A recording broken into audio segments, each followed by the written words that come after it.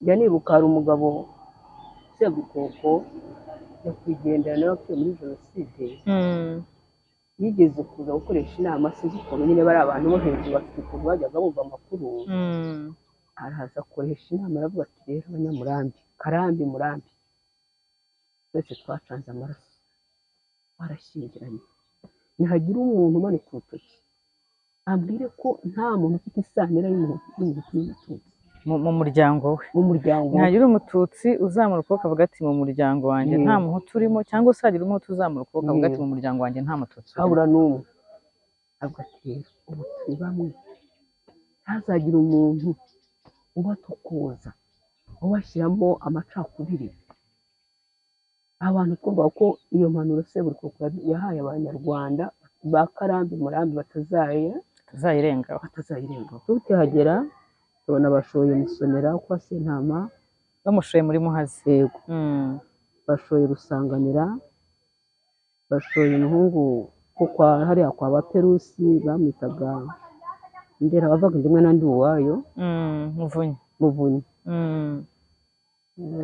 Musonera niwe wavuze ati murabeho ubwo warabashoreye abajyanye muri Muhazi bari babahambananyije amaboko hano agatuza kabo reba kugira ngo aho babavumbuye babahambiranye bahambiriye gutya inyuma nuko babamanuye baratuzamukana batugeza ku basirikare batugere babagore twabazanye ubwo inkotanyi zarimo ziza bavuga ngo usibye ko zazituwe n'uruzi bati niwabo baje umuntu wese mutsembe n'aka gakecuru kasigaye mu nzu mu bice bose mu bice n'uwo mwahaye imbabazi mu bice zari inkotanyi zageze zakize gusa ziragenda uko zibashora inka bayikubitanga ijye kunywa amazi meza ko namwe mwari mumeze natwe niko twari tumeze ubwo bamaze kubinjiza muri Muhazi batwinjijemo agenda ageze aho umwana amazi angera bene hano nyine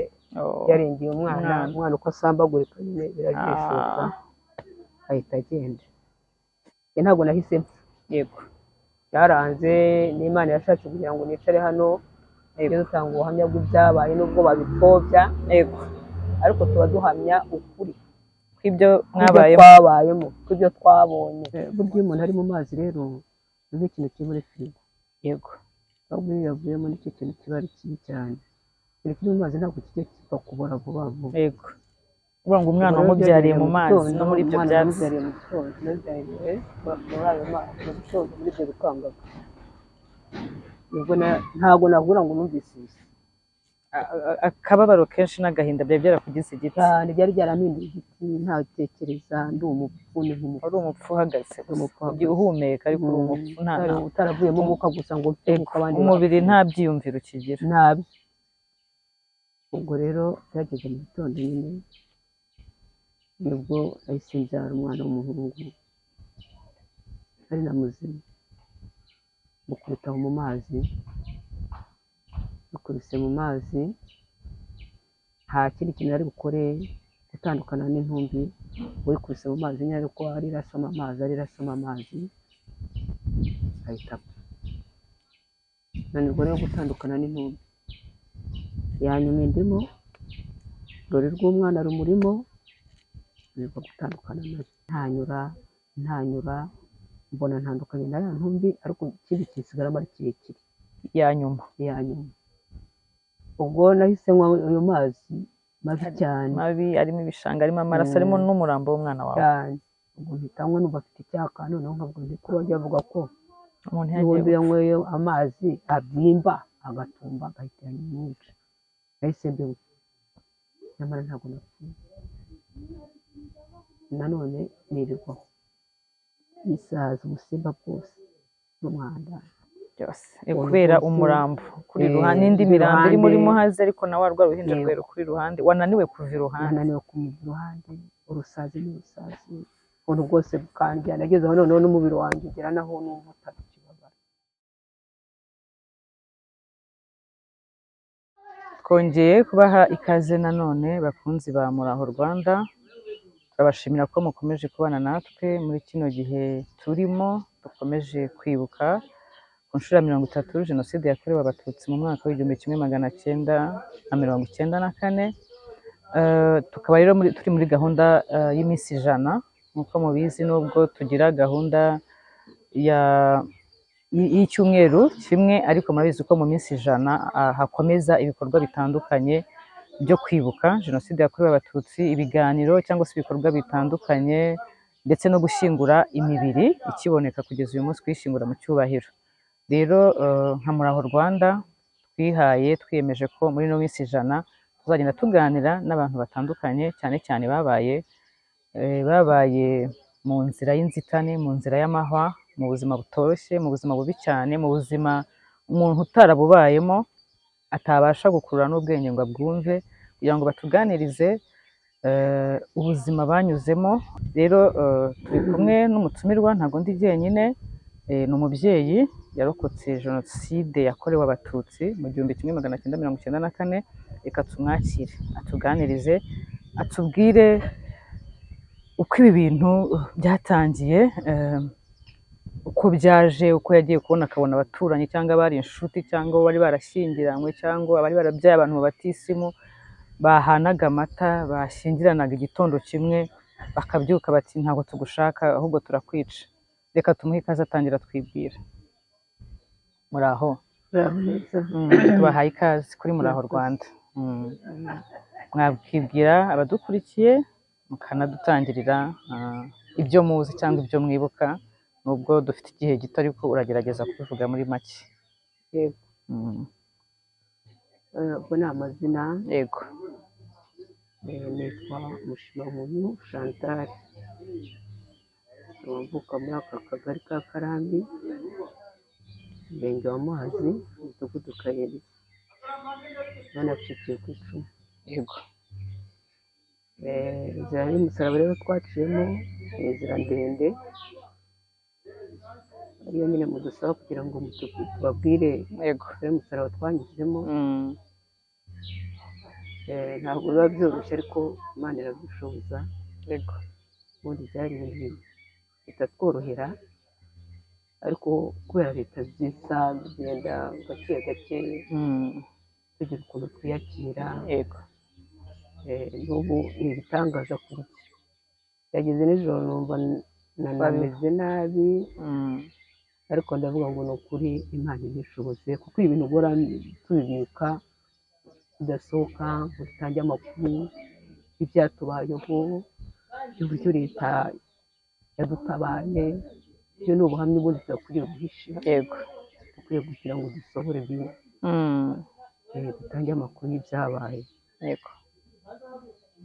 Ubwo rero ibintu bijya gutangira n'ubundi ingengabitekerezo bayitangiye kera.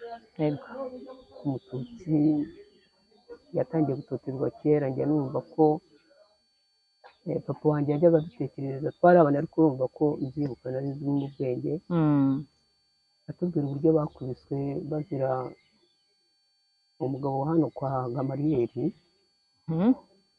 kugira ngo baramukubita bavuga umugabo yari yapfuye, sinzi ikibazo yari yagize, ariko baramukubita ngo yishwe n'abatutsi. Ayiwe. Ngo byari nka ryari? Ndumva ngira ngo byari ni kera, kuko papa yajyaga bidutekereza ko turi abana batoya. Ubwo rero nyine barabakubise, abigiranamo n'ubumuga, icyo cyamwishe, ariko n'ubwo bumuga kuza mu mpera yabanaga nabwo. Ubwo rero urumva ko ari itotezwa ryakomeje kugenda ribaho ku batutsi, ari ibyo byagiye bizana n'ingengabitekerezo ya jenoside. Ubundi twari bamwe, wa mugani, nta kibazo, dushyingirana, tukamana inka, nta ribi ryarimo. Sinzi rero ingengabitekerezo uburyo yahembereye, byatengera ngo hari n'ubuyobozi bubi bagiye bubishyiramo abaturage, abanyarwanda babyakira gutya. Ariko ubundi ni ukuri nta mututsi wabaga muri iki gihugu, nta muhutu wabaga muri iki gihugu. Yego. Twari bamwe, dushyingirana. Njya nibuka hari umugabo Sebukoko nyakwigendera nawe wapfuye muri jenoside, yigeze kuza gukoresha inama, sinzi ukuntu nyine bari abantu bo hejuru bafite ukuntu bajyaga bumva amakuru, araza akoresha inama aravuga ati rero abanyamurambi karambi murambi twese twacanze amaraso barashyingiranye ntihagira umuntu umanika urutoki ambwire ko nta muntu ufite isanira y'umuhutu n'umututsi mu muryango we mu muryango ntagira umututsi uzamura ukuboko avuga ati mu muryango wanjye nta muhutu urimo cyangwa se hagira umuhutu uzamura ukuboko avuga ati mu muryango wanjye nta mututsi habura n'umwe avuga ati rero ubu turi bamwe ntazagira umuntu ubatukuza ubashyiramo amacakubiri abantu twumva ko iyo mpanuro Seburikoko yahaye abanyarwanda ba karambi murambi batazayirengaho ubwo iyo nama yikoresheje nka ryari iyo nama imbere ya jenoside ariko imbere ya jenoside nyine ubwo abantu b'abayobozi bo hejuru hari amakuru babaga bafite yuko hari ibiri guhemberwa araza aratwigisha ni ukuri habura umuntu n'umwe twari bamwe pe ni uko rero imisaraba twaciyemo ni inzira ndende jenoside rero ahubwo ikintu numva ntari bugufashe yego mfite uburyo mu mutwe wanjye hatacyakira ibintu byo kuvuga amatariki yego ibyo nta kibazo rwose nta kibazo rwose ibintu by'amatariki ntabwo waba ubyibuka ntabwo naba mbyibuka urumva n'ubu ni ubuntu bw'Imana no kwicara hano tukimenya kuba tucyambara kuba tugikaraba tukikunda ni ubuntu bw'Imana yatugiriye yego na leta nziza dushima umunsi ku munsi yego ubwo rero jenoside ijya gutangira ndumva barigeze gushyiramo kujya gukumira abantu baturuka kwa Gatete kuko ndumva ariho cyane nyirabayazana abantu batazi kwa Gatete ni ahantu hahoze ari muri perefegitura ya Byumba kera ngira ngo komine yari Murambi ni muri bya bice hari za Kiramuruzi nahe hose kera hitwaga i Murambi habaga rero burugumesitiri witwaga Gatete wabaye interahamwe cyane izwi ashobora kuba yaranafunzwe niyo mpamvu rero abantu benshi bakunze kumwumva mu bantu bagiye batanga ubuhamya bwo muri bino bice kuko komine Murambi yo muri Byumba yahanaga imbibi na komine Muhazi yari mu Kibungo icyo gihe ubwo rero kandi hose bakora bose bagiye bahujwe na Muhazi niyo mpamvu rero mwumvisha abantu benshi batanze ubuhamya bari muri kano gace ka Muhazi mu murenge wa Muhazi muri Rwamagana akenshi bavugaga aho hantu Ibyumba kwa Gatete yego nakoze twakomeza ubwo rero nuko nibwo bantu bose bafashe bati reka tujye kwimira hatagira abantu baza kutwanduza yego baragenda bajya ku muhanda umutware wanjye yari arimo bajya gukumira kugira ngo hatagira abantu babinjiramo yego kuko amakuru yatangaga bavuga ko baturutse aho kwa Gatete rero baragiye nyine umutware wanjye nawe yari arimo nuko hageze rero batangira baragenda ari bamwe nyuma rero nubwo byaje gusobanuka bati uwo muntu utajya ukwe umututsi ajya ukwe ubwo nuko babikoze barangije bati rero ubu ikintu gikurikiyeho ni umututsi kwicwa yego ubwo bose bahise batandukana bakura imishwaro umugabo w'iwanjye aza mu rugo kubera ko n'ubundi yari asanzwe agirana ikibazo n'abantu bo kwa Rusatsi yego kwa Rusatsi ni abahungu baho ni abantu bari perezida kuko no mu buterahamwe habagaho abaperezida abayobozi b'interahamwe muri kano gace duherereyemo abahungu bakomoka muri urwo rugo Rusatsi bari abantu nyine ni nabo cyane bari bashyigikiye cyane kuko bari bakorana n'ubuyobozi bari bafite n'intwaro bari barabashyizemo n'amagrenade n'ibiki byose urumva leta yari iriho icyo gihe leta yo kwa Habyarimana bari barahaye n'abasivili abaturage barabahaye imbunda na grenade cyane cyane ko bari barabahaye imyitozo mbere bimwe twavugaga ko jenoside yateguwe bari barabahaye imyitozo mbere abo bahaye imyitozo rero babahaye n'ibikoresho bya gisirikare kandi bari mu baturage nabo atari abasirikare ari abasivili ubwo rero umugabo wanjye yahise aza kubera ko batakoranaga hari igihe njya nibuka rimwe nigeze kunywera hariya aho bitaga mu Katoga ari kumwe na murumuna we kwa se wabo abantu bo kwa Rusatsi umuntu rero wabaga afite mwene wabo Uganda bavuga ko bakomanekana n'inkotanyi yego yabaga afite ibibazo uwitwa Viana kwa se wabo nawe bari bagiye gufata ikintu cyo kunywa, basanga abantu bo kwa Rusatsi. Icyo gihe barahabakubitiye barabirukana, barahaza. Icyo gihe nta kirengera nabonaga, ngira ngo bari bafite iza kuba ari nk'ubu bari kubihanirwa, kuko nabyo ryari ihohoterwa. Yego, yego. Icyo gihe barabakubita baza banabirukana babageza mu rugo. Ubwo ageze mu rugo arambwira ati rero abantu bo kwa Rusatsi urabizi ko n'ubundi dusanzwe tudakorana, bahise bavuga ko ubwoko bwo kwicwa ari ubw'Abatutsi. Nari mfite inda nkuru, we n'umwana ncukije ndetse na babiri bakurikirana, n'iyo nda nari mfite nkuru yari yo gihe cyo kuvuka. Arambwira ati rero reka tugende ahandi ariko ntishwe n'abantu bo kwa Rusatsi. Rero hari mu gitondo nibwo tumanutse tujya ku ivuko hano mu Kayenzi, kuko twari tutanyura kwa Abafaransa. Yego. Tuhageze dusanga nabo bakuriye imishwaro, bati se murageye aho twabuze icyerekezo, nta buhungiro dufite, twarangije kwicwa, se tujye kwiyahura muri Muhazi. Abandi bati rero mureke twambuke tujye kuri komine Gisha Ruhunda, wenda abayobozi bashobora kuturinda bakadufasha. Kuri komine Igishari. Kandi tumenye ko ibintu byateguwe kera. Mwumvaga ko wenda hano hari ibibazo, ariko ahandi wenda hashobora kuba nta kibazo gihari. Wenda umuntu yahakirira. Ubwo turagenda na ba Byikwasi, dusanga n'abari abana bo kwa Byikwasi bose bakuye imishwaro, dutereye amaso kwa Bagatete, ku buryo wahagararaga hariya buryo warebaga umurambi kwa Bagatete, biba uri mu bice by'iwacu. Yego. Tubona ahantu hose habaye umwicaburindi kubera ubwotsi, kubera gutwika. Ubwo twabuze amerekezo, turamanuka turambuka igishanga tujya i Kabare na ba mwana metse n'inda nkuru. Ariko tugiye ubwo nari narateguye utwenda nyine two kwitegura igihe cy'icyara, mushyira mu ishakoshi ku mwana ise n'abafata undi.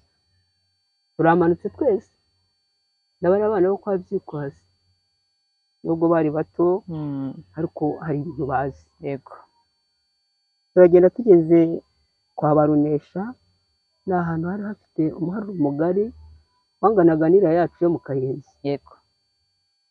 Dusanga umuntu wese wahigwaga hari aho kwa Runesha, niho bamwicaje, niho oya, niho bari bahuye, basa nkaho bahahungiye. Umututsi wese ubwo twavuga ngo turajya mu buyobozi mwumva ko bari bubafashe. Tuhasanga ba Munyemana Fideli, ngira ngo waramwumvaga mwarimu, abantu benshi na Francois twari kumwe, n'abangera.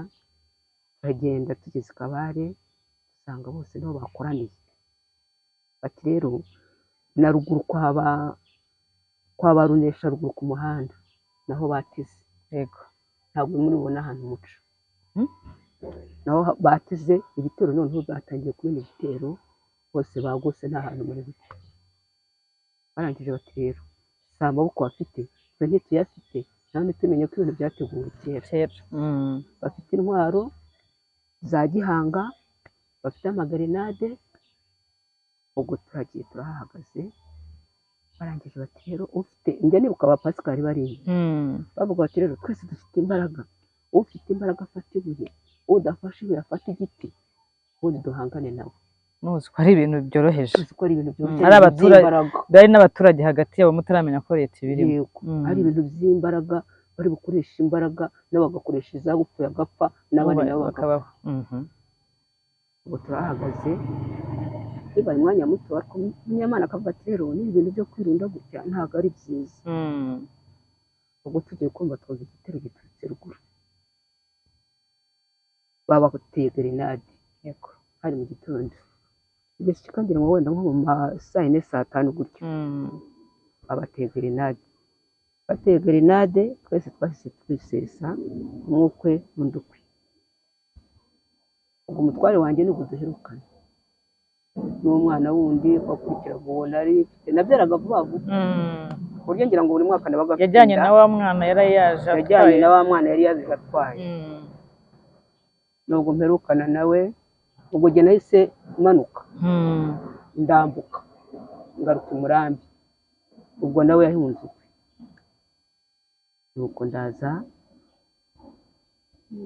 ndambuka ngera ahantu kwa wabo ba Rudurufu aho bari batuye kiriya.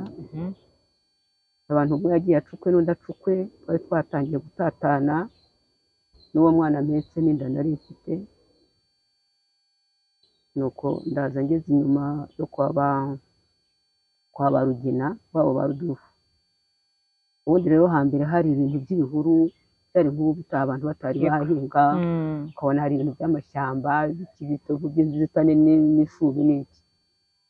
Hari igihuru cyari inyuma yo kwa Rudurufu, yo kwa se Rudurufu, kirimo imigwegwe, kirimo amahwa.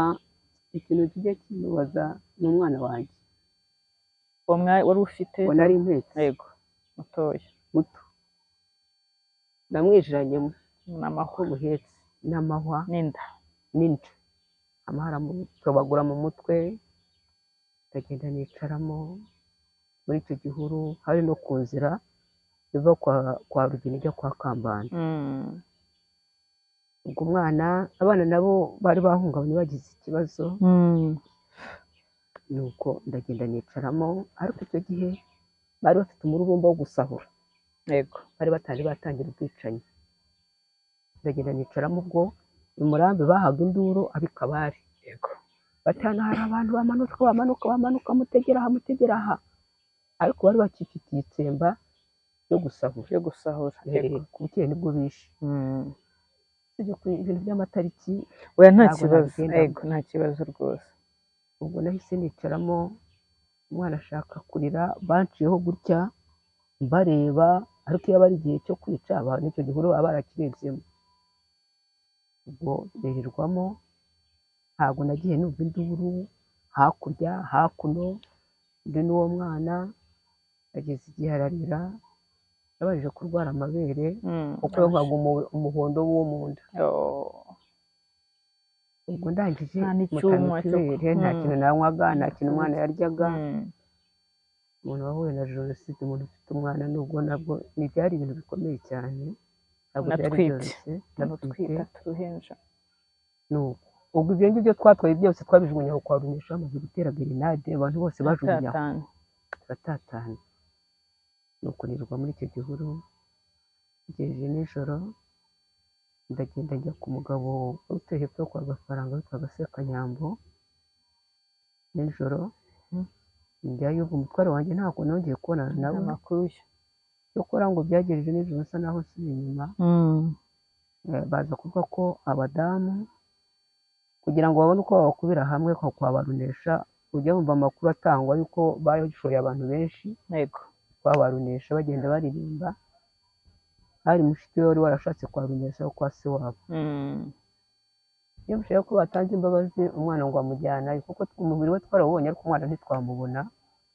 Ngenda nkurikirana amakuru y'aho umwana yaguye, barambwira bati umwana yarashowe, namujyanye kwa ba nyirasenge kwa Runesha, kuko bari bavuze ngo batanze ihumure ntihagire uwica umwana n'umugore. Icyo gihe rero abagore baragiye barahirunda kugeza ubwo bashe nyine babajyana mu mazi. Ubwo nirirwaho muri icyo gihuru, nza kujyaho kwa Sekanyambo nijoro, basanga njye yaraye, basanga mukecuru wanjye. Sekanyambo ntabwo yahigwaga. Oya, ntabwo yahigwaga. Sekanyambo yaratuye hepfo kwa Gafaranga. Nuko ndahabasanga, tugenda turaharara. Ku bukerero nibwo bakoze jenoside. Noneho baracya mu gitondo, Sekanyambo ati mwumvira mu gitondo cya kare. Na nyina wa Gafaranga nawe yari arimo aho kwa Sekanyambo. Ntabwo yahigwaga, nyine babonaga ari abantu babanye, ari abaturanyi, bakabona ko ari bubagirire neza, ari bubahishe. Nuko mu gitondo ati muzinduke, wa mwana wanjye uko yakaraye keretse amazi ngira ngo baduhaye ngo twanyweye. Ati mu gitondo cya kare simbabona hano. Ubwo kabari akaruru batangiraga kare, saa moya babaga batangiye kare kwica. Amafimbo bajya kumva kuva amafimbo aravuze nyine ngo akazi kabaga gatangiye. Bose Kanyambo yarahagaze, baragenda bajya ahitegeye hepfo yo kwa Kambanda, bari batuye epfo mu mibande. uzi ko kwa Bakambanda, kwa Bagafaranga basa naho bari batuye hafi y'uruzi. Bumva akaruru karavuze se Kanyamba batangiye, ati mumvira aha, ati kazi katangiye. Nuko tugiye kumva twumva induru iravuze, atari ati ngo baramwishe bamukubise impiri, ati umuhungu wa Kanyanga Bikabare. Ubwo n'uwanjye nubwo yaraje arambuka arahetse ingingo kwa Basidera no kwa Batonona, urebye muri ibyo bice niho yaguye. Ubwo mu gitondo arangije amaze kutwirukana, nawe ubwo nibo batangiriyeho na Viana. Araza arambwira ati umugabo wawe nawe bamaze kumugandagura, babyitaga ngo ni ukugandagura. Umugabo wawe nawe bamaze kumugandagura. Numva kwihangana biranze, ngwararira nibwo se uriho. Ubwo twahise nkomeza tujya kwa, turagenda aratwirukanye muri icyo gitondo. Ariko hari n'igihe cy'imvura mbi cyane, yego turagenda tujya kwa Ntambara. Bahageze mu gitondo cya kare dusanga Ntambara aracanye, ntumbaze igihe babageraga, dusanga arukije amanyama. Ubwo duhagararaho n'iyo mbeho ya mu gitondo, ukaba kumana umuntu buriya wafashe undi kiragiye niyo yamuraza amajoro ajya. Nubwo ari bijya bari ijoro rimwe bugacya akakubwira ati genda, bugacya akakubwira ati genda, yakuretse umuntu. Yego ntabwo uwo muntu wazapfa umwibagiwe cyane rwose. Nuko tuhageze rero Ntambara ati rero Kankindi rero wo kwa Sentama, kuko ni naho narerewe, bari inshuti yo kwa Bantambara kuva kera. Ibyo twavugaga by'umuhutu n'umututsi nta byabagaho. Yego nta rwango ni ukuri. Ni leta mbi yashishikarijemo abantu urwanga ibintu bibi, iza kwerekana ko umututsi ari we bari ku wundi nta kicarimo. Yego nuko Ntambara aravuga ati rero, ubwo umukecuru aravuga ati tujye kwa Ntambara araduhisha. Bari inshuti benga amarwa basangira nta ribi. Tuhageze mu gitondo ati rero ubu akazi katangiye, kandi nanjye batwihanije ko nta muhutu uzahisha umututsi. Muva aha mugenda twereka, hari ahantu hari hagati ya Ntambara akayenzi nkavukamo hose nari mpazi, hari hagati ya Ntambara no kwa Vyikwasi, urugabano rwabo. Hari harameze ibintu by'ibihengeri, hari n'ibintu by'icyatsi cy'urubingo ariko cyakuze cyane. Yego ati mugende mwihishe hariya, kandi hafi y'uruzi, kuko Ntambara yari atuye hafi ku ruzi. Barabona kugira ngo bajyane n'ibikombe bakajya kudaha. Ati mugende mujye hariya, nibaza gusaka nawe agira ngo aze kutwerekana. Yego nta mpuhwe zindi agira ngo abereka, amenye aho mugiye. Umuntu yari afite uburyo bwo guhisha umuntu cyane. Buriya Mutsinzi Sebushumba uyu nguyu yarwanye ku mukwe we, Mutsinzi. Ati mugende mujye hariya, tubagiye kuza gusaka. Ubwo wa mwana wanjye ndacyari nawe mu mugongo n'inda. Ati ndaza, nibaza gusaka bakaburamo umuntu ndaza kubaburira, mwongere mugaruke. Mbere uwo mukecuru Kankindi niwe twari kumwe. Rero uyu muntu afite gahunda, afite uburenganzira bwo kuduhisha. None arimo aratwoheka ngo tujye hariya. Hari urabona hari ubuhungiro bufite bwo kugira ngo tujye kwihishayo. Ibyo ntabwo mpihisha. Narakomeje, dore ko Kayenzi yari ifite intoki zari zitari zamera nk'ubu ngubu. Ngenda aho urutoki rwo kwa Babyikwasi, ndakomeza mpinguka mu rw'iwacu, mpinguka mu rwo kwa Bagafaranga, ndazamuka ngera ahantu hari umurima wa Vyikwasi, bari barateyemo ibyumbati bya kera ariko byararariyemo, aho bitaga ku Kabuye. Inyuma yo kwa Karangwa babanzanye buhoro, uzi ko bari batuye bonyine, bari batuye inyuma. Ndazamutse n'uwo mwana wanjye muri icyo gitondo, igihe naje kwihisha aho Ntambara yatweretse. Ndagiye mpageze nsanga hari umugore wa Gakwandi n'abana, nsanga hari umugore wa Musonera, nsanga hari umugore wa Ntaganda n'Indera, n'abana bicaye aho ngaho niho bakoze indiri. Yego ahubwo ati so uturutse he? Ndurume ndagenda ari vutuvutu.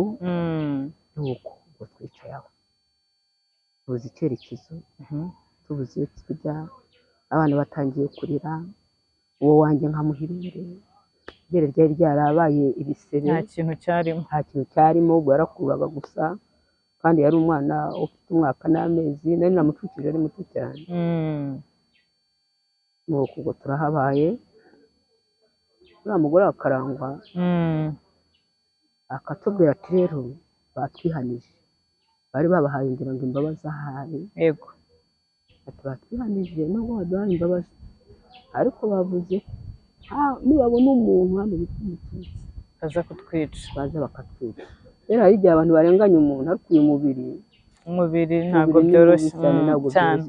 Rero rwose batwihanije, bafite rero wowe tubabarire gusa utuzanira amateka, utagize umbona nanjye nabagemuriye nanjye nabizira. Bayaho bageze aho bavuga ati rero twirirwa aho muri icyo gihuru, tugejeje nimugoroba, batari ko bavuze ko abagore n'abakobwa babahaye imbabazi. Ubwo rero tuvuye muri icyo gihuru turagenda tujya kwa Rwabuneza. Tukihagera tubona bashoye Musonera kwa Sentama, bamushoye muri Muhazi. Yego. Bashoye Rusanganira, bashoye umuhungu ko hariya kwa Baperusi bamwitaga Ndera, bavaga indimwe n'andi uwayo, Muvunyi. Musonera niwe wavuze ati murabeho. Ubwo barabashoreye abajyanye muri Muhazi. Nyuma rero natwe baravuga ngo nitugumaho, baraza n'amacumu, baza mu rugo, bataba abagore b'umwanzuro wabo ni uwuhe, bataba mu bihore turabibikiye, bashaka no kubishyiraho abarinzi. Rero bari abantu ntabwo nzi ibintu byari byabagiye ubugome, nta nyine ubuyobozi bubi, busaza umuntu, agira bakamera nk'igisimba, nk'umusazi, kandi ntiwajya no mu maraso. kuvuga ngo Rusanganwa, Muvunyi na Musonera babashoye muri Muhazi imwe hano hepfo, barabashoye muri Muhazi. Bari babahambananyije amaboko hano agatuza kabo, reba kugira ngo aho babavumbuye babahambiranye, bahambiriye gutya inyuma, nuko babamanuye, barinda babageza kuri Muhazi. Bagezeho barazamuka, bazamutse bati se ese muri abo bantu babashoye ntawe wamenyemo, muri abo ntawe wibukamo muri izo nterahamwe? Bari abantu bahise bacaho bamanuka, nta nubwo umuntu burya wararebaga umuntu akabona ukanuye, ariko utabona kugira ngo ujye kumenya umuntu wagukoreye ibyo ngibyo nibo bake. Ariko urebye nk'abantu babaga umutima ntiwabaga uhari, ntabwo umutima wabaga wapfuye kare, amaso yabaga yapfuye kare, ariko ugakanura. Ariko nawe kugira ngo umenye umuntu ni bake cyane, keretse umuntu wari usanzwe uzi. Yego. Kandi noneho bagiye bahurira Kanya, abaturuka i Kabare, abaturuka hehe, byari uruvangavanga. Yego. Baramanuka. Nicyo kuri umuntu numva nibukamo naba narabonyeho, ni umuhungu bitaga Gisagara, kwa ba Sebushumba. Yego. Undi numva nibukamo yari Munyentarama. Yego. Bano kwa ba Mwintuza, kwa ba Gasimba. Ariko abandi Yego. Wararebaga amacumu yabaga ahinda imiriro ari amaraso yaka. Biranagoye kunareba n'umwicanyi mu maso, ariko ukamureba ukamwitegereza. Ubwo rero baravuga bati abagore bo baraza, ndanibuka Gisagara kwa Sebushumba niwe waje yinjira kwa Rwabuneza, bahagaze ku muryango, ajya kureba ngo ko hari uwihishemo. Baraza yaranakiriho, ajya munsi y'urutara, baraza yavuga ngo yemwe uzi ko yari yarahuye nyine yarakije, bavuga ati wowe ni umupfu, nimushaka uwo mureke umwihorere, yararangiye. Baraza yinjira munsi y'urutara, abyirogotamo icumu ashakisha ngo arebe ko hari undi muntu wihishemo. Aravuga ati mwebwe mugumaho, twe twaribikiye muri abacu nyine. Bagumye aho ngaho, barongera bajya guhiga abandi, baraza nabo babashyira aho ngaho, baravuga ngo abagore muhumure nta kintu tuzabakoreho. Yego. Nyuma rero nibwo haje abasirikare bari bambaye ibintu by'imyeru, niba barabitaga icyo gihe, niba ari abakene, niba ari abakisi, bari bambaye ibintu by'ibigofero by'imyeru. bazana imbunda zimwe barasa isasu rikaba ryava aha ngaha rikagera iriya bakandagiza ku birenge. Abasirikare baraza bakambika hariya ku mashuri n'ibimodoka bamenayo. Hanyuma bahita bavuga bati ahubwo umunsi rero gukurikiranya iminsi n'ibintu. Oya nta kibazo Chantal, nta kibazo uvuga ibyo imatariki uyihorere. Yego. Ubwo nibwo abasirikare baje barahakambika baratubwira ngo abasirikare barabadutumye. Yego, babasanze kwa Rwabuneza. Ni bande baje kubibabwira? Ubwo baje kubitubwira ni ba Munyentarama nyine bo barapfuye. Na undi muhungu wo kwa Karibwende ndumva nibuka izina rye. N'uwo nguwo ngira ngo nawe Gisagara nawe yari arimo. N'abandi nubwo ntibuka. Bati nimuze abasirikare bumvaga n'urusasu noneho kumva n'umutima wagiye uragiye. Kuko bararasaga uri no baho kwa Rwabuneza ukumva birasa naho imbunda iri mu nzu. Baratuzamukana batugeza ku basirikare. Batugere b'abagore twabazanye. Ubwo inkotanyi zarimo ziza bavuga ngo usibye ko zazituwe n'uruzi. Bati bene wabo baje umuntu wese Mutsembe n'aka gakecuru kasigaye mu nzu mu bice bose, mu bice n'uwo mwahaye imbabazi mu bice dore inkotanyi zageze zakize gusa. Ubwo rero bahise bababwira bati se nta hantu hari imisarane hafi? Yego.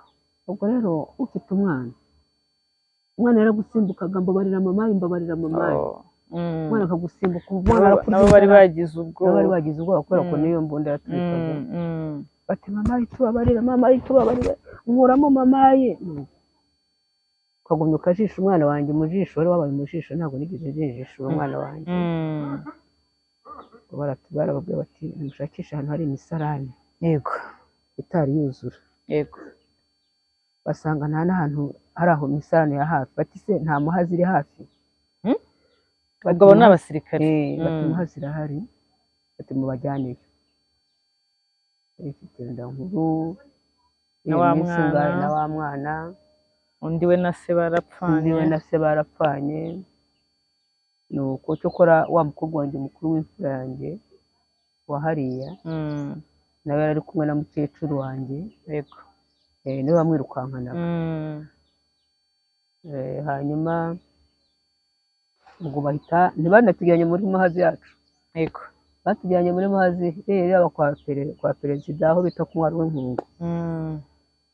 Baradusharanye n'abagore n'abana. Baravuga bati mujyane muri muhazi mugire vuba Mutsembe burundu ntagire n'akantu musiga n'agakecuru nutabasha kugenda mu mwiciraho, kandi imirambo muri ahantu muyishyira hafi, muri ahantu muyijugunya yo kuguma ku muhanda. Yego. Ariko batujyanye badushorera bagenda bagukubita ibirenge. Rero kubera ko ntabashaga no kwihuta kubera inda nkuru, ibirenge wareba n'imirize kuri hejuru, wareba n'inyundo zikuri hejuru, ibikoresho bya gakondo. Nuko baratujyanye batugejeje kuri muhazi. Batugejeje kuri muhazi hariho uwabaga afite nk'umwenda bakabanza bakamushyiramo amabuye. Ariko jye bari bazi ko bitewe n'uko nari imeze ko ari jye uri bubanze gupfa mbere y'abandi, kubera wari utwite inda nkuru.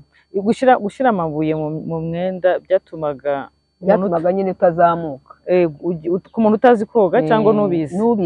Iyo ushyize amabuye mu mwenda, iyo ugeze mu mazi uhita umanuka, kubera uburemere uhita umanuka. Cyangwa se ari n'umugabo bamushyiraga mu mufuka, waba uri umudamu bakagushyira mu gitenge bagahambiramo ibuye kugira ngo nugera muri muhazi uhita umanuka. Yego. Nuko ubwo rero ubwo wajyanye n'ababyeyi bose n'abana babo bose. Ubwo barakubwira ngo kurana n'umwana wawe. Rero wanjye narakomeje ndamuheka, ntabwo nigeze mujishura. Nagiyemo umwana wanjye nkimuhetse, ndagenda uko uzi bashora inka bayikubita ngo ijye kunywa amazi meza ko namwe mwari mumeze. natwe niko twari tumeze. Ubwo bamaze kubinjiza muri Muhazi. bamaze kutwinjiza muri Muhazi, batwinjijemo, ngenda ageze aho umwana amazi angera bene hano nyine yarengeye umwana uko asambagurika nyine birabyishuka ahita agenda. ubwo rero rwabaye urugamba kuri Chantal gushaka gupfa. Ubwo umwana wawe wari ushyetse mu mugongo amaze gupfa. Umwana amaze gupfa n'ababandi na babyeyi bose n'abana babo nabo bamaze gupfa. Nako namwe mutekereze abantu bapfobya jenoside. Ntabwo umubyeyi nk'uyu, ntabwo bino bintu ari ibintu ari guhimba, ntabwo ari ibintu, ni ibintu yabayemo.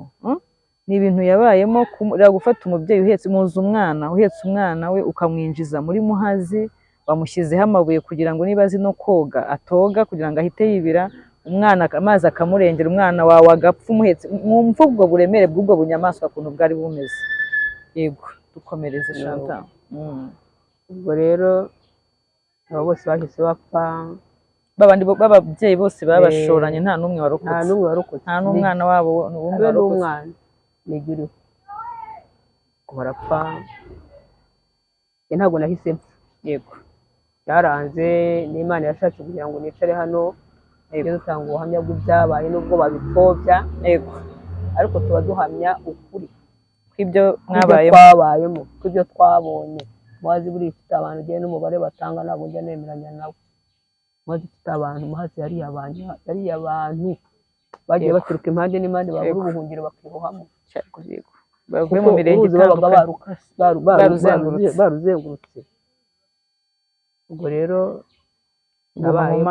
mu mazi barahagarara, barabanzaga nyine bakareba umuntu uko yapfuye, cyangwa se n'ushoboye koga bakamusanga mu ruzi bakamukubitiramo akapfuye, kuko hari n'amato. Bakazana ubwato bakabusangamo hagati bakagukubitiramo kugeza igihe upfiriye. ubwo rero baragumye baransiganira, ngaragurika, mira amazi n'umwuka muke nari mfite, nkumva umwuka ugiye guhera, nkongera nkazamuka. Barangije baravuga bati se uriya mugore ko adapfa? Abandi bati buriya kirimo kirasambagurika. Twari twabaye ibyo kandi ntabwo twari tukiri abantu. Ntabwo mwe mukiri abantu. Bati buriya kirimo kirasambagurika kuko cyatangiye gufata ubusa, buriya kirimo kirasambagurika. Bati twigendere, bati twasize babazi inka bagiye kuduhemba, tudasanga baducuza inyama. ubwo bahise bazamutse nanjye ndi mu mazi hakurya ikitazigurwa. iyo twaganaga babaga bagose uruzi nta buhungiro, hakuno babaga bagose uruzi nta buhungiro. ubwo ndagumye ndagaruka mu mazi nkeneye gupfa, byanze baragiye bazanye abandi. bazanye izindi, abandi nabo baje gushora muri Muhazi. umuntu nibukamo nashoboye kubona ni Mukamana, mukuru we Gahongayire. undi ni Mariya Ruyange, nyirasengewe abantu bose yataye. we yahise yoga araza angera iruhande, nari ndimo hagati ariko hakurya bangutiyemo, bavuga ngo ntabwo bashaka umuntu wambuka ngo ajye hakurya ikitazigurwa. ubwo rero ngumamo ahantu, ariko nabwo ntahagarara, ndimo ndirimba mu mazi gusa, habaye ikintu cyaho gisa n'icyapfuye kidafite ubwenge, nta kintu numvaga ntekereza, numvaga napfuye nanarangiye. ubwo bakantera amabuye batugumaho kugeza igihe bari buzi bakagutwara. ngumamo, Mariya aroga, ngeze iruhande, isayo risa naho rimufata, sinzi uburyo Imana yamutabayemo. Gahongayire ancaho, aragenda arakuka ajya mu ruberanyo. babazanye ubwato ngo baragotere cya kigore. bavuga wowe cyari kirimo kirasamba, ntabwo kirapfa. ngo ntabwo gishobora koga, ngo ntikiri bupfe, batubere kirahari, ati muze tukiciremo. kandi gato bashaka gutera umwaka, kirapfa rwose, cyarangije. ubwo Mariya we n'uwari isayo ryamufashe, yamwibuka n'agatambaro ke k'agatuku ntajya nibagirwa. Mariya nawe bamugezeho bakubise ingashyo basanga ngira ngo n'ubundi yari yanapfuye, amanuka ubwo ngubwo bakurikirana Gahongayire ko agenda ajya mu gishanga mu Kiberanya, bacengezamo ubwato bahita bamufata bamushyira mu bwato barabukubanura, bangezeho bati ngaho ujya mu bwato, ngo kubera n'ubukonje nari ndimo ntitira ukuntu ntitira nuko ateke ni mu kirere kirimo ushaka gukubita ingashyo terekera urwo rwapfuye n'ubundi ntabwo ruri bubeho, ariko ni mu rurekera imvubu n'ubundi nta kubaho kwarwo. Ubwo Gahongayire baramujyanye bamugarura hakuno Karambi, bamuhambira amabuye, umwe watuhije yego, bamuhambira amabuye bahita bajugunyamo agenda agiye. Ubwo rero nanjye naje kubona bakuru bagiye, nuko ndasodoka ni uburyo bw'Imana, ntabwo nabona uko nakubwira ibyanjye, ni uburyo bw'Imana kuko nkurikije imbaraga z'umubiri wanjye uko zari zimeze no gutekereza kwanjye, abana bawe bamaze gushira n'abana banjye bamaze gushira n'umugabo, ndavuga ngo ni uburyo bw'Imana yashatse ko nicara hano, yego, batanga ubuhamya bw'ibyabaye muri iki gihugu. Numva ari igihe leta hari abahanzi baba bamaze kuvuga ngo nta jenoside yabaye tukababara. Ubwo rero nahise nkuka ndagenda njya mu gishanga mu Ruberanya, mbamo nirirwamo ndaramo mu gishanga mu Ruberanya. Bigeze nijoro navuze nta bantu barutwa n'inyamaswa, imvubu niba ari uko zari zahaze imirambo zabo nazo zahamutse zagize ubwoba. Ubwo bigeze nijoro numva imvubu aho narindi hari inzira zayo ishaka kunyuramo, imvubu yego, muri Muhazi habamo imvubu, habamo imvubu, habagamo imvubu cyane, ariko iyo bigejeje nijoro burya zirakuka zikajya imusozi. Noneho ahantu rero nari nzi mu Kiberanya burya igira inzira yazo, yego, ishaka guca aho narindi, ariko nari ngifitemo akantu ko nkuka y'igishanga hari amasaka, yego. ubwo nahise mvamo nta kintu kandi nari nambaye akantu k'agakanzu ka marineri, noneho kageze aho nta na koga nkumva karambuka ndagatanya gusa, icyo agashujike nari mfitemo imbere, ahandi hose byari ibishwange, byaba kandi nuko ahandi byari ibishwange ndagashwanyaguza, nta kindi kintu nari nifubitse, n'ibyo bitenge nari mpetsemo umwana nari nitwaje byari bishyashya nariteguye, baje kumbwira ko hari n'umuntu wabitoraguye akabitwara, yego. ubwo nuko mbamo kubera imvubu numvaga nyine ifite amarere isa naho nayo yambonye, mbamo ndagenda nca aho ngaho njya mu gishanga, njya mu nkuka nca muri ayo masaka, ndagenda numva iri hafi yanjye y'icyo giti nari ngiye kujyamo, numva itontomera hafi yanjye, ndagenda nurira igiti, nuriye nanirwa ubuzamuka, cyari igiti cy'umuyenzi, yego, nari gifitemo akantu, ndagenda mpagama mu gishami, nanirwa kugira ngo ntikuremo uko cyakamfashe, nanirwa kugira ngo ntikuremo, ariko byageze aho ku bubasha bw'Imana agira ngo nicare hano, nkivamo iraramo. Ubwo imvubu iyo irisha rero ibikubita gutya, yego, ukabona n'ubuntu buno buntu bana bajya bavuga ngo iyo bufashe ugera ku buriri bw'ubunyenyeri bumwe bucana buba buyuzuyeho cyane, narayiboneraga gutya n'amaso yanjye. Bucya mu gitondo cyari igiti gifite igishami kitari kirekire, yego, nkivamo ndongera asubira mu ndiri yanjye, nyibamo, ubwo sindabyara, yego, uracyatwite, umunsi wo kumushora kugira ngo namaze nk'iminsi 2 ntari nabyara, nyuma nibwo uracyari mu gishanga, ku wundi munsi ubwo niriwemo nari nabyara, ubwoko bwose. Nuko rero ubwo namazemo iyo minsi yose nyine uri mu gishanga, imbeho yose, kwambara ubusa, inzara. Ariko mu nkuko y'igishanga hari ibintu by'ibigorigori ntibasha gufata. Yego, hari ibintu by'ibigorigori byabagamo bari barahinzemo ibigori, noneho ibigori bitarera neza, biriya by'imisigati ukarya biriya by'imisigati y'ibigori.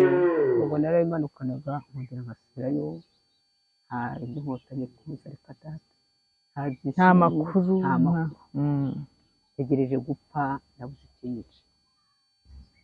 Ariko nkumva wenda ninabyara ko nabyo wenda aribyo nteze urupfu, uzabura icyuho umwana, ukabura kubyara uri wenyine, nkumva ko ariho urupfu rwanjye ruhagarariye. Ubwo rero namaze iyo minsi ibiri yose ntari nabyara, ku munsi wa gatatu ndaho mu ruzi nyine nibwo naje kubyara. Wabyariye he? Nabyariye mu gishanga. Wabyariye mu gishanga uri wenyine? mu mazi usibye ibintu by'ibikangaga, hari ibintu by'ibikangaga ubundi bikebagurana. Ibikangaga abantu batabizi ni ibyatsi biba byegereye uruzi.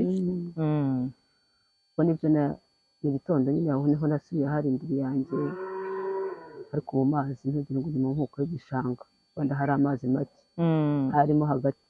Yego, naguciye mu ijambo, wabashe kubyara muri izo ntege nke, muri iyo nzara, muri ubwo busa, nta mwenda w'umwana ufite, nta mbaraga z'umubiri ufite. Umubyeyi kandi ntekereza ko aba akeneye kugira umuntu umufasha mu gihe ari kubyara, nubwo aba atari kwa muganga, ariko yakaba afite undi mugenzi wo muri hafi. Wabigenje ute? Nta bikoresho wari ufite bifasha abantu kubyara, wabigenje ute? Ibintu birebire. Ubwo nyine navuye mu nkuko y'igishanga mu gitondo, ubwo nari maze no kunanirwa, ariko n'intoki zanjye zitagifata kubera ubukonje.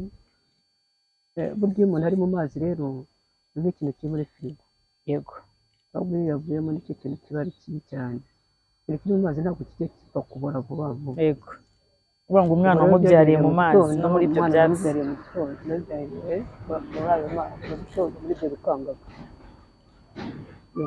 Ntabwo nahura ngo numvise akababaro kenshi n'agahinda byari byarakugize igiti cyane, byari byarampinduye igiti. Ntatekereza, ndi umupfu, ni nk'umupfu. Wari umupfu uhagaze, ugiye uhumeka, ariko uri umupfu, utaravuyemo umwuka gusa ngo umubiri nta byiyumviro ukigira. Nabi. Ubwo rero byageze mu gitondo nyine nibwo nahise mbyara umwana w'umuhungu, ari na muzima.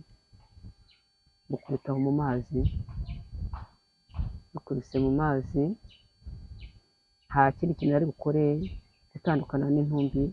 Wikubise mu mazi nyine, ariko arirasoma amazi ahita apfa. Nanirwa rero gutandukana n'intumbi.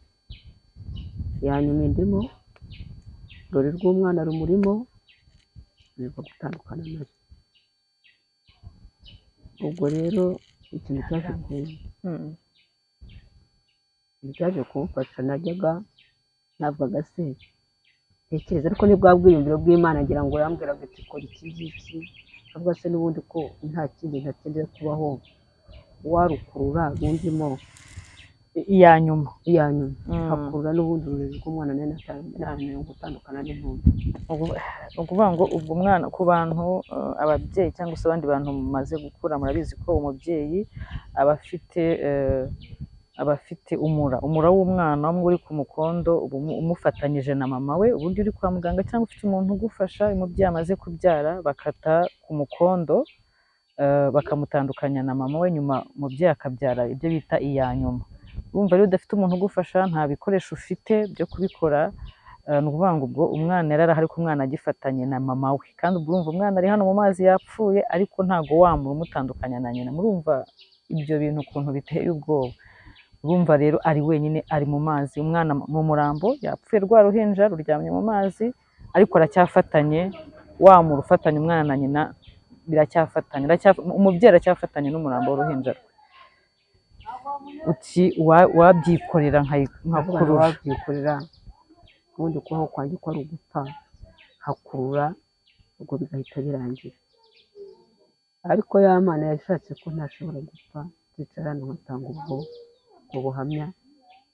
Ngeze aho ngaho kubera bya bintu nazanaga by'ibikongorwa, bifatamo agakongorwa kandi ya misigati waryaga, ibyo waciraga, fatamo akantu k'agakebyo ugakoresha nk'urwembe.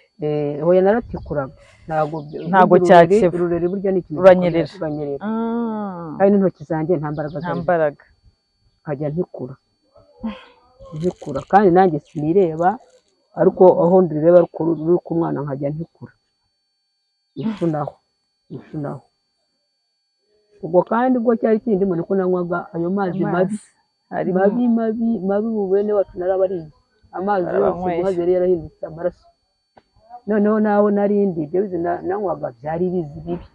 Niyo mpamvu rero ibi byose numva ko ari ingaruka. Murabona afite yagize ingaruka za jenoside kubera ayo mazi yanyweye igihe kirekire, iminsi myinshi yamaze mu gishanga anywa amazi mabi arimo amaraso y'abantu be. Ubwo buzima buteye ubwoba yatubwiye, yagize ikibazo hano mu mihogo. Murabona ko hasa nkaho habyimbye, ni izo ngaruka za jenoside n'uyu munsi akirwana nazo. Ubwo rero ngenda ntikura, ntanyura mbona ntandukanye na ya ntumbi, ariko ikindi kisigaramo ari kirekire ya nyuma. ubwo nahise nywa ayo mazi mabi cyane, mabi arimo ibishanga, arimo amaraso, arimo n'umurambo w'umwana wawe cyane. Ubwo mpita nywa numva afite icyaka, noneho nkavuga nti ko bajya bavuga ko umuntu yanyweye amazi abyimba agatumba agahita yamwica. Nahise mbinywa, nyamara ntabwo napfuye. Nanone nirirwaho isazi ubusimba bwose n'umwanda byose kubera umurambo kuri ruhande, n'indi mirambo irimo urimo haze, ariko nawe rwa ruhinja rwero kuri ruhande. Wananiwe kuva iruhande, urusazi n'urusazi, ubuntu bwose bukandya. Nagezeho noneho n'umubiri wanjye ugera naho numva utakibabara. Yego, naraye aho n'icyo kintu kikindi nta kintu nambaye, kuko nari mfite akantu k'agashujipe ndangije nkavanamo, nari mfite ubwambara busa nk'uko nabwo. yego, avanamo nkizirika mu nda. numvaga mpumeka nkumva n'ahantu waje kubyara iya nyuma se? Ya nyuma ubwo narayiriraho, ndanayirarana nyiri aho mu gishanga. Mbona iherezo ryanjye nta ni ugupfa. Ari ugupfa, navuga ngo ntiyanyuma niyo nari ntezeho urupfu, kubyara kwanjye nibyo nari ntezeho urupfu, none rwanyanze. Byagejeje nijoro mpita niroha mu nzu.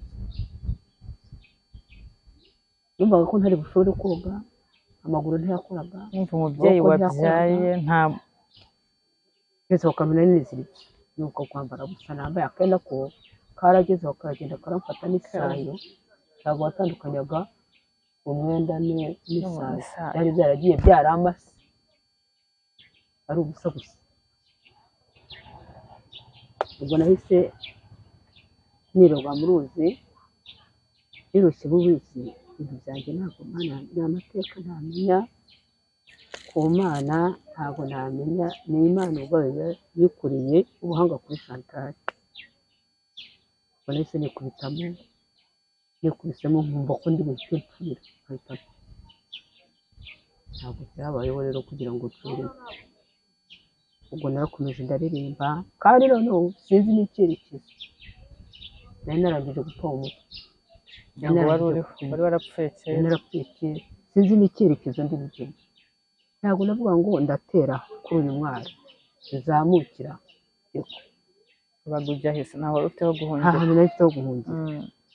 Ubwo ngenda gutyo nzerera nka roho, ngenda gutyo mu ruzi nkubitana n'imirambo, amanukana nayo muri iryo joro, imvubu ntiyankurikira. ubwo ya nyuma ngeze hakurya, ubwo nubwo nirikubitana mu ruzi nayo nkiri nayo, ngeze hakurya nibwo ikintu cyahise numva kirasohotse na ya mazi nanyweye. Ndateye gutyo ntabwo navuga ngo ni ubuhanga nari mfite koga, kuko ntabwo umubiri wanjye n'intege nkeya, ntabwo ari ubuhanga bwanjye navuga ngo ndakoresha, ni ubuhanga bw'Imana byankoreyemo gusa, nyoherereza roho zabo arizo zimpa imbaraga zinkoresha. none yarangije gupfa baguha amateka n'abantu bambonye ndigahiye, ubwo naragonye rero ubwo warambutse utunguka hakurya itazigura hakurya ni Murambi, Murambi kwa Gatete ubwo oya Murambi yacu yego kuko bari baradushoreye hano hepfo kwa perezida. utunguka hirya mbona ntungutse hirya aho bitaho ku Mwaro ntazi, mbona ntahingutse.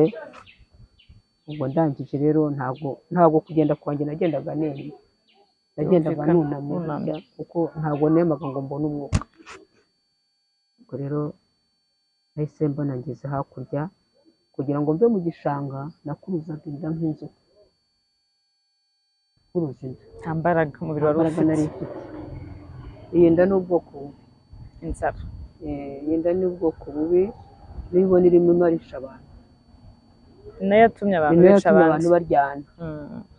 naragiye nkuruza kuko buriya abantu bakoraga jenoside bari barababeshye ko nibica abantu bazatwara imitungo yabo, biri mu byabateye imbaraga. buriya harimo urwango n'ubugome, ariko banagize na kuraje kubera ko bari bazi ko bagiye kuzungura n'ibintu byabo bazaba bamaze kwica.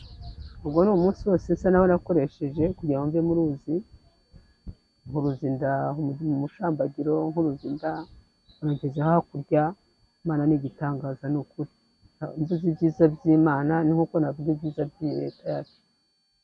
yego ubwo naragiye ngeze hakurya, noneho mbura icyerekezo, numva nanjye nanone guhuma, mbura icyerekezo cy'incamo kugira ngo biri bunyureze inzira yongera kugana iwacu. ariko Imana nibwo yampaye uburyo, numva nanone akantu karongeye kanjemo kazima, ndakomeza ndazamuka mbura iherezo. ubwo ni uko nibwo nazamutse ndagenda ngera ahantu hitwa ngo kwa Gafuko, mu rukerera nko mu Bunyoni, ndagenda ndakomanga, baturuwa inkotanyi zari zaraje kera utabizi, uri mu gishanga cya wenyine. baturinde nabo bari batangiye kugira ubwoba. ni nayo mpamvu muri iyo minsi ya nyuma ngira ngo utahuraga n'abantu bari intambwe zaratangiye guhunga, niyo mpamvu utari ukizibona ziza gushora abantu, ariko we ntiwabimenya. ntabwo nabimenyaga, ni usibye ko numvaga abantu birukanka, ariko nkagira ngo ni kwa kundi nabisize, n'ubundi wabisize naho bahungaga, birukanka nabo bahungaga inkotanyi. ubwo rero nzamutse ngera aho kwa Gafuko, ndagenda ndakomanga, abo ntabwo bahigwaga, nabo bagira ubwoba, baturinde. yewe ndi umugenzi, mugize neza ni uko mwanyingurira mukanyereka ahantu mba niryamiye, ngo ntabwo dukingurira umuntu tutazi, ese nibura mwambabare mukaza mukanamureba, ngo ya ntabwo tugukingurira. noneho nyibirwa inzira izamuka, nta hantu naragiraga kera nashoraga, ariko nyibirwa inzira izamuka ingeza mu Gahengeri.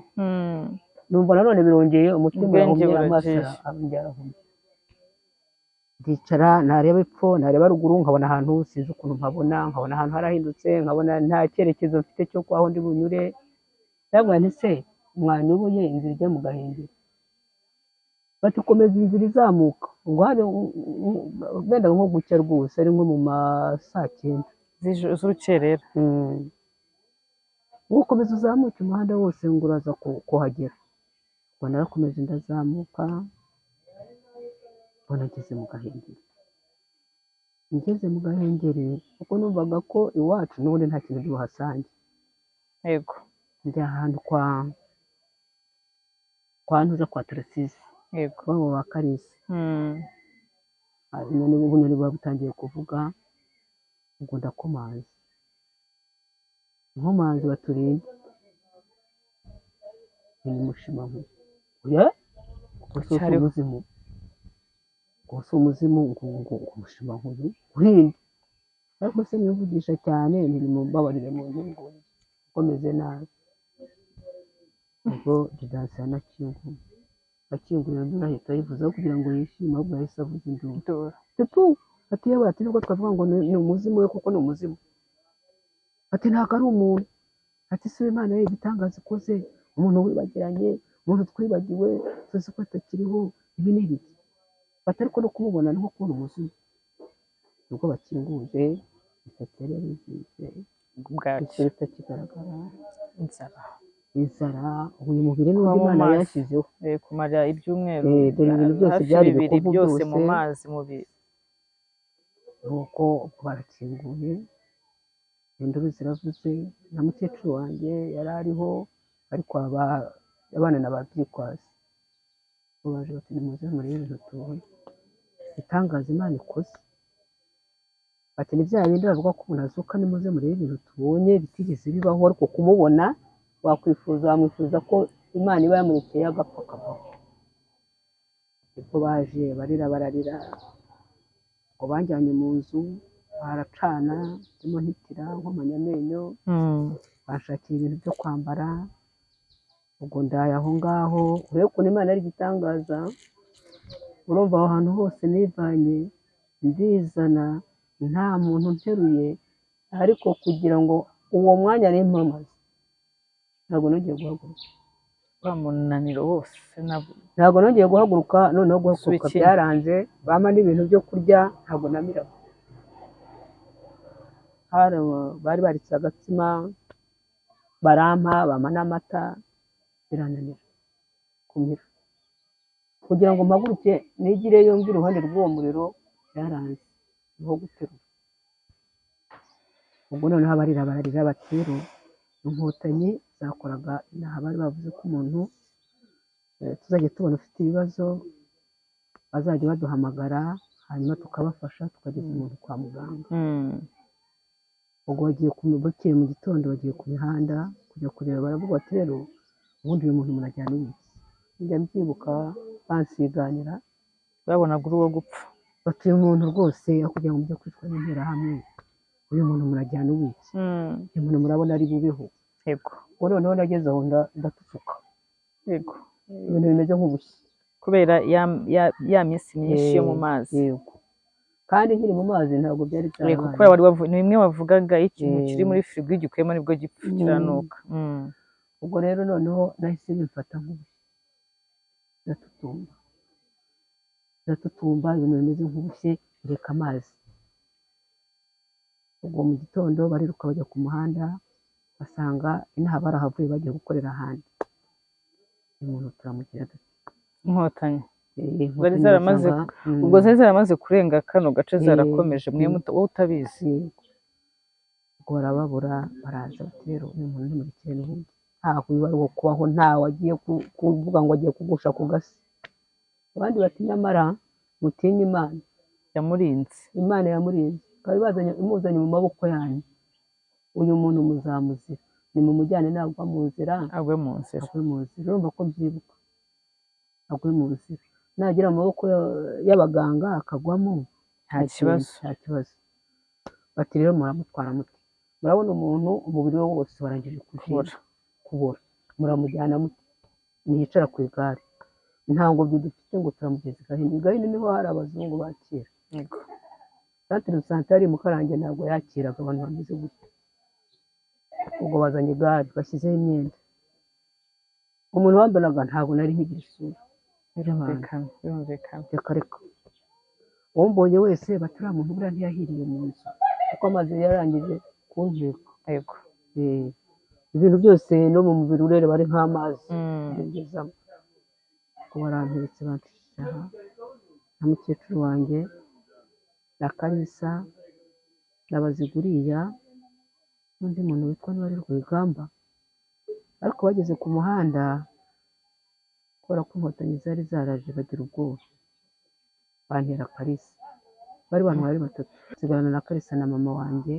Baravuga bati mugende mumucunga, hari igihe mwagira amahirwe ugakubitana n'abasirikare mukamubaha bakamugeza kwa muganga. Ubwo baracunze, bageze mu Karange bacunga, bagenda ndapfa ku igare. Mama agiye amfatiriye n'undi acunga, n'ibizi bigenda bigwa mu muhanda. Noneho kubera ko nari maze no kuvamo, urumva ko hasohokaga n'ibintu byinshi by'imyanda. N'umubyeyi ukibyara udafite, utarabonye ubufasha no gukurikiranwa. Baragiye bangejeje mu Karange, bati ntabwo umuntu twamwakira. iyo ni Gahini barabirukanye bakomeje baracunze ni imvune n'ubwitange yagize n'Imana izabimuhera umugisha. ukuvuga ngo Kalisa bakuvanye nta kugeza i Gahini ku Cyane. igare kandi acunga atari ku igare, acunga atari ku igare Imana izamuha umugisha. cyane. Bagenda bangejejeyo ba Rujonge bariya bariyo, abantu bahageze induru ziravuga bati kuko wa Mana ibintu bimwe kutwereka ubu iyo yipfira rwose. Nuko abantu bari bahuzuye n'inkomere, abamaze koroherwa bakamurebera ikintu bamusasira akaryama hasi. Nuko abaganga banyitaho, niyo mpamvu nkunda leta yacu. Abaganga banyitaho bantera inshinge zinyunyuza. Muri iryo joro naraye niba ari ibyo bizi, naraye nihagarika mpaka mu gitondo. Yego. Ntabashoboka gukandagira, kumvaho barasanasana, baramvura, njya ku nshinge, bakampa n'imiti basiga. Nagezeho ibyo bintu bimaze gukamuka, ndahinamira nanoneho. Ndahinamirana kuzamura kugira ngo manure amaguru, mpagarare hasi ntibikunde. Imitsi isa naho yari yarahagaze itagikora. Biranga kurya, ntabwo amenyo yanjye n'ubu niyo mpamvu ngira ngo byakurijemo no guhora ndwara amenyo. Yego. Ntabwo amenyo yanjye afatika, ubu n'ibiguni bigeze sinzi bikunda. Ubwo wampa utuntu bari barabahaye urugero. Bagomba guha tworoshye ka bitarenze byinshi. Ubwo bageze igihe cyo kungendesha.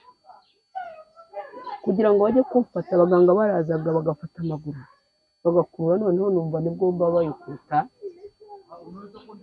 ibya mbere bagakura kugira ngo mbashe ubugenda. Batangira ibintu byo kujya banyigisha kugenda kugira ngo imitsi yongere nyine igororoke. Bakajya bangendesha, nuko ngenda gutyo niga kugenda numva birakunze birashobotse. Kugenda numva biremeye, mbaho hari abantu bari baraje kudufasha, bampa imyenda abantu ba Croix Rouge, bampa udutenge, bakajya bangaburira, mbayeho gutyo ngeze aho mu gihe cyo koroherwa nabashije kugenda kuko hinjiraga abantu benshi bafite ibikomere. Baradusezerera, nsanga nyine abandi babazanye urumva ko natinze waratinze cyane hakimenya iby'isi. Usanga abandi bamaze gutaha, usanga abandi bageze Kayonza. Yego. Ubwo niho nabasanze, nuko ndagenda nyine bandwarizayo, bampa imiti. Nasigaye mvubuka nk'ikiyuburiro cy'inzoka kuko n'inzoka yurura, nuko bampa imiti zajya nsiga birirwaga bashitura mvubuka umvikana umubiri. Nuko bampa imiti bajya basiga, baravuga ati mujye muhora mumuzana kwa muganga, afite ibibazo byinshi. Ariko shima Imana ni ukuri, Imana ni igitangaza, Imana nta kidashoboye. Imana yararebye kuko iduhana leta nzima. Ubwo rero naraje tujyaho, ubuzima buragorana, afite untamika, nta mugabo ufite. Uri incike, nta mugabo nta mwana afite ugomba kumfasha. Ese mfata umwanya njya kubona na mukecuru wanjye, nsubira ku ivuko. Ndagenda ndaba bana na mukecuru, igihe kiraza kugera, ndongera ngaruka iwanjye, kuko ibyo kubakirwa byari bitari byabaho. Igihugu cyaje kiyubaka, nta bushobozi kiragira. Ndavuga ntabwo nahaba, nta kintu kihanyicaje. Ubwo ngenda banira na mukecuru wanjye, nahuye n'urugamba, ariko ni ukuri ndashima Imana kuko yarampaye no kwihangana. Ubundi mba naraniyanze nkaniyahura, cyangwa yahuze ibiyobyabwenge. Rero urukundo nkunda Imana ni uko itandushye mu biyobyabwenge, mu bintu naho ugiye mpura nabyo mu nzira zose nagiye mu nzu. Mama Chantal, tugana ku musozo w'iki kiganiro, mu by'ukuri buri muntu wese wacitse ku icumu rya Jenoside yakorewe Abatutsi afite urugendo rwe, afite umwihariko, kandi byose ni bibi nta byiza birimo. Ariko urugendo rwawe rurakakaye, ni rumwe mu zindi nyinshi n'ubundi zikakaye. Wakuye he imbaraga zo kubabarira abo bantu uriya umuntu yakwica ariko umuntu ugukorera ku mwana kubyibagirwa akenshi no mu buzima gutya busanzwe burya umuntu yaguhemukira ariko umuntu ukora ku mwana wawe kugira ngo uzamubabarire biba ari ibintu bikomeye abo bantu bagushoye uri kumwe n'abavandimwe kuko bari ababyeyi wambwiye mwari muturanye kandi bamwe bari n'abavandimwe bawe n'abana babo bakabashora muri muhazi nk'ushora inka ukagezaho amazi umwana akajishuka mu mugongo agapfa ukabyarira mu mazi ukamara ibyumweru umurambo w'umwana wawe ibintu byose ibyo bintu bikakaye imbabazi zo kubabarira bazikuye imbabazi zo kubabarira kubera uburyo imbaraga zo kubabarira uburyo Imana yambabariye ikambeshaho nkabona ngarutse muri iyi si kandi nkatekereza ko n'ubundi abantu twabanaga mu buryo busabanye ni ukuri numvishije imbabazi zaranje mu mutima numva ntitaye ku byabaye nsubije inyuma nkavuga nti abantu n'ubundi twabanaga neza twagize leta mbi bashora mu bintu bibi ariko imbabazi zinumva nkurikije n'Imana uburyo yandeze kandera muri aho hantu nabaye kongera ikangarura nkagaruka mu isi numvise ko imbabazi zo kubabarira zishobora kuboneka muri iki yego rero numvise kubyakira byarabayeho mu kuri umuntu wese wigeze anyegera kuko nk'ibi baravuga batari umuntu n'uwo yashyiraho icyaha cyamufata ariko ndaciye Imana ko nta bantu benshi yumva muri iki bari mu mutima wawe bose wanyegereye naramubabariye imitungo ntabwo nari mfite imitungo sinishyuje umuntu wangezeho wese yego